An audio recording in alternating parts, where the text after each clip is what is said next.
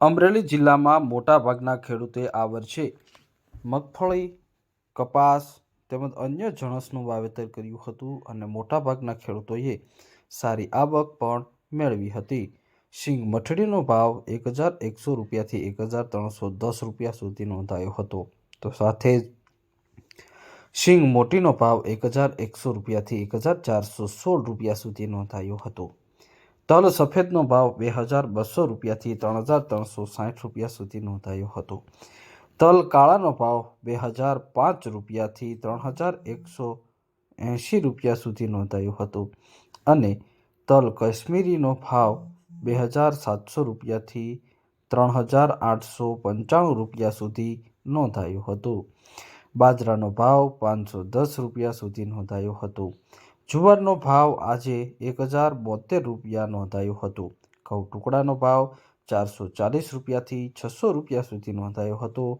તો ઘઉં લોકવનનો ભાવ 480 રૂપિયાથી 625 રૂપિયા સુધી નોંધાયો હતો. મગનો ભાવ 1222 રૂપિયાથી 1556 રૂપિયા સુધી નોંધાયો હતો. અડદનો ભાવ 1380 રૂપિયાથી 1635 રૂપિયા સુધી નોંધાયો હતો. ચણાનો ભાવ 715 રૂપિયાથી 1200 રૂપિયા સુધી નોંધાયો હતો અને તુવેરનો ભાવ 1415 રૂપિયા સુધી નોંધાયો હતો. સૌથી ઊંચો તુવેરનો ભાવ આજે 1951 રૂપિયા સુધી નોંધાયો હતો. કપાસની વાત કરવામાં આવે તો કપાસનો ભાવ 925 રૂપિયાથી 1465 રૂપિયા નોંધાયો હતો. એરંડાનો ભાવ 935 રૂપિયાથી 1135 રૂપિયા સુધી નોંધાયો હતો. ધાણાનો ભાવ 1150 રૂપિયાથી 1415 રૂપિયા સુધી નોંધાયો હતો. અજમાનો ભાવ 1925 રૂપિયા સુધી નોંધાયો હતો.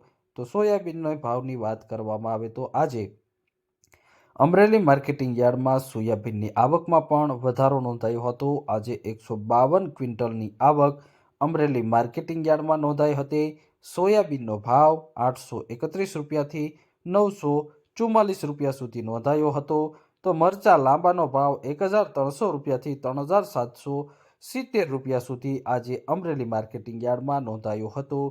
કપાસની આજે કુલ 985 ક્વિન્ટલની આવક નોંધાઈ હતી. તો શીંગ મઠડીની 174 ક્વિન્ટલ, શીંગ મોટીની 257 ક્વિન્ટલ, ઘઉં ટુકડાની 345 ક્વિન્ટલ, ઘઉં લોકવનની 105 ક્વિન્ટલ આવક તેમજ સોયાબીનની 152 ક્વિન્ટલની આવક નોંધાઈ હતી. આજે કપાસના ભાવમાં આંશિક વધારો નોંધાયો હતો.